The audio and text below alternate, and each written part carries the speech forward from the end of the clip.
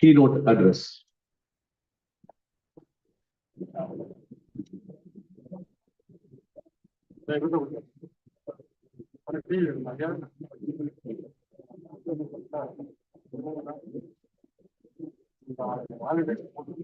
The chief guest of the 13th National Conference of Federation of Indian Rationalists Association, our Asriyar Ayya, retired voluntary, FIRA President Thiru Narendra Nayak, FIRA General Secretary Thiru Sudesh Khode Rao, the Rationalist Forum of Tamil Nadu and convener of the conference, who had delivered his welcome address, Thiru R. Tamilchelvan, the Deputy Vice President of Dravadar Kazhagam, Kavingar Kali Poonguzhan, our Honorable Member of Party, our Parliament and our Labour Leader, Anand M. Shanmugam, and the delegates who are present here. It gives me a great pleasure in taking part in this conference, because what we thought was that this movement is very powerful only in Tamil Nadu because of Tandai Periyar. But it had spread to all states, and many states are following, and many states, the leaders and writers from many states have chosen to translate Periyar's books into their language and take it to the people. It's really a great thing which I am astonished to know. Because rationalism is not something new. What they say is animals have 5 senses and human beings have 6 senses. The 6th sense is rationalism, that's all. Nothing beyond that. Rationalism is the 6th sense. To find out, to study everything and find out whether it is scientifically right or scientifically wrong. That is the one difference which the human beings have. But great attempts were taken to make the human beings as animals and treat them as fools without any science. The difference between what is rationalism, any subject, when we think of it scientifically, it should be right. But what is happening here is, most of our beliefs are based on mythology. What we had seen in India is a very ancient country. I can only compare 4 countries in the world which are very old and have many writings, literature, everything. One is the Greece, then Rome, then Egypt and India. The remaining countries are almost newly formulated. What had happened in Greece and Rome and Egypt is that they had many gods, polytheism, they had many sound literature, they had administrative setup, everything. But even in India, India was not a single country. I can say that until 1947, India was not a single country. They say that India was made by rishis and others. India was never a single country until 1947. And Britishers did not rule the entire India.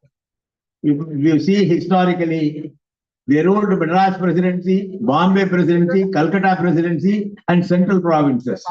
The remaining areas were ruled by kings. Even in the south of India, we can see Mysore Presidency was ruled by a king. Travancore was ruled by a king.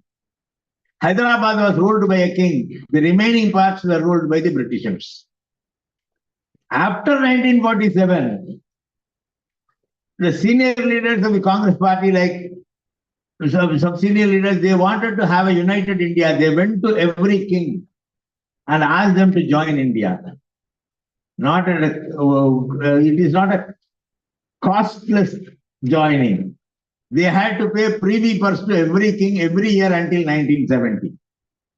Otherwise, those kings would have gone away. So this is India consists of many countries, and each country had their own language, had their own culture, everything. Particularly, I want to speak about the land south of the Vindhyas.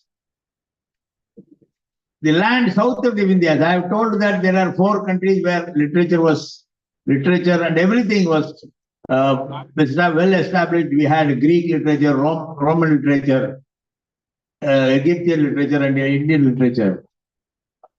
I can say that here, before 2000 years, the south of India, the land which falls in south of India, is an equanimous society. I can proudly say that because in all these languages, there were many literatures 2000 years back. But you cannot see one woman poet in either Greek, Rome, Egypt, or any other land. But we can say, even in Sanskrit, there are about 6, 7 classical languages. We speak of them. 6 or 7 classical languages. A classical language is a language which is in existence for more than 2000 years. That is what Professor George Hart had defined it. But in Tamil Nadu, in Tamil, there were 53 women poets who were honored and respected because this culture is an equanimous culture. We had one Auvayar, one poet, one lady poet, I can say. She had gone to speak between 2 kings, convinced them and stop the war. A woman could do this only in south of India, Vidyas. There it is not possible. Their stories are not our stories. Ramayana or Mahabharata, whenever I read Ramayana, my thought will go to Greece. Because what I see is, there is a story in Greek language, 2000 years back, the Helen of Troy. I don't find any difference between Helen of Troy and Ramayana. Helen was captured by some kings of Troy. They tried to bring her back and they built a big horse. It is called Trojan horse. They put their army people inside and kept it in front of stopped it in front of the Troy palace. And in the night, they took the horse inside, and those people in the horse came out, fought, and took Helen back to their country. That is the same story as Ramayana. It's all mythological. And we say that Ram. And there are 2 major gods in this country. One is Shiva, the other is Vishnu. Why I am telling this is that there are 2 religions in this country, 2 major religions which were fighting with each other. They say that today they call it as Hindu religion. It was not a Hindu religion. There were 2 religions. One was Shaivism, the other was Vaishnavism. And Lord Krishna took 10 avatars to kill 10 Saivites. Ravana was a Saivite. Hiranya was a Saivite. Whoever Krishna took avatar and killed were all Saivites. So it is a fight between Shaivism and Vaishnavism. And the stories, I don't know how we believe that. Somebody was talking about going by Pushpaka Vimanam. Recently, the Archaeological Survey of India had given a certificate that the structure between Sri Lanka and India was not man-made. It is a natural formation. They say that it is a bridge built by Rama. All these things are making people foolish, that's all. See, everything was said in the name of God. Everything was said in the name of God. I can quote one more thing. Manu Dharma says there are 4 classes of people by birth. And Kshatriyas are the people who can become kings. Nobody else can become a king. But in the south of India, we had 3 major kingdoms, the Chera, Sola, and Pandya. None of these kings were from Kshatriya class. They are all valiant leaders, good administrators, they became kings. They were not born Kshatriyas. But in the north, either it's Maratha, Maurya, Gupta, or Magadha Empire, one should be a Kshatriya to become a king. So even within this country, in the south of India, people were equanimous, they respected everybody, they had regard for everybody. But what we are taught is that, no, God had said. God really had said. In Mahabharata, the portion, what we speak is a portion of the speech by Krishna in the war field. It's part of the Mahabharata story. What he says is, Chaturvarnyam Maya Srishtam. The God says, Chaturvarnyam Maya Srishtam. That is, I have created these 4 varnas. Bhagavad Gita. How can he create 4 varnas? I don't know. He puts label on the people who are born and whole. You go to this class, you go to this class, you go to this class. I don't understand. But that is the belief of the people. When we talk about Sanatana, we criticize Sanatana. I ask, what is Sanatana? The meaning of Sanatana is indestructible. The word term means indestructible. But what is indestructible? Nobody will answer you. Nobody will answer you because they know what it is. It is Manu Dharma. Manu Dharma is indestructible, but they will not boldly come and say no. India is a secular country. It is in a constitution. See, when you define a monarchy, what will you say? You will say the king and his subjects. A monarchy is defined or classified as the king and his subjects. Whereas a democracy is called as the country and its citizens. So, if it is a monarchy, there are no citizens, only subjects of the king. But a democracy, we are not bothered by the rulers. It is the country and its citizens because the citizens have the right to elect their government. That is why the constitution, every constitution, world over, they give certain provisions as fundamental rights of the people. What does Article 25 says? Article 25 says freedom of conscience, freedom of religion. That is what Article 25 says.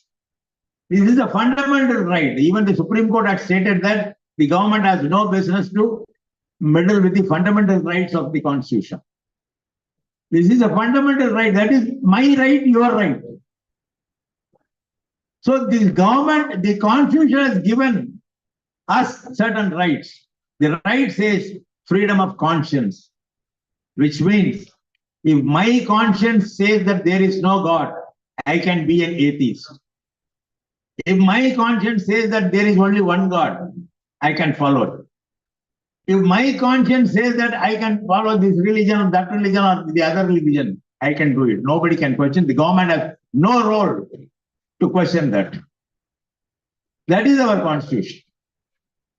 But calling this as a Hindu nation, I don't understand how they can call this as a Hindu nation.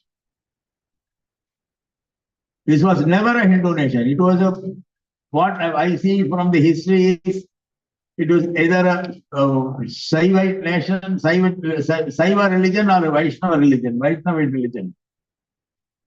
And there are many religions which was started in India against this so-called Hindu religion.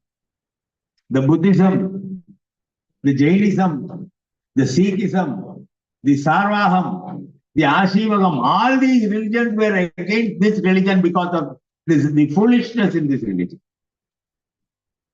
The unscientific method to divide people is only in this religion. I have seen the Bengali translation of Tandai Periyar. I must appreciate one Bengali scholar, Raja Ram Mohan Roy, because he fought for abolition of sati, one thing. Secondly, in Calcutta, during the British rule, the people there, you know what people I am talking about, wanted a Sanskrit university. The British government wanted to set up a university, and those people had wanted a Sanskrit university. Raja Ram Mohan Roy wrote to England, the British Queen, saying that don't bring a Sanskrit university here. You bring a university which teaches English, because what is there in Sanskrit? Is there any mathematics, any science? Nothing. It talks about the life in this world and the upper world. It talks about other things which are not human. So don't bring Sanskrit university and make your citizens, because we are under British rule. Make your citizens, your young citizens as fools and idiots. That is what Raja Ram Mohan Roy wrote. And he fought for sati and got victorious, and sati was abolished.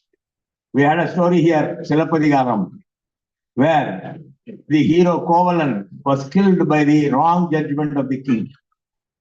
His wife Kannagi went to the court, fought with the king, proved that the king is wrong. And the king, Pandya king, fell down and died, lost his life. That story can be possible here, but not in the north. If Kannagi was there in the north, he would have been put to death along with her husband, Koval. That would have happened. And now, after so many years, this unity I like, and it should expand, because the people who were forcing these foolish things have taken the government in their hands. The government is with them. So they are trying to make us fool tongues again. They are doing everything to take this country back 200 years, 300 years, 400 years. So now it is the time for us to strongly work and defend our point of rationalism, because rationalism is the one thing which makes a man as a man.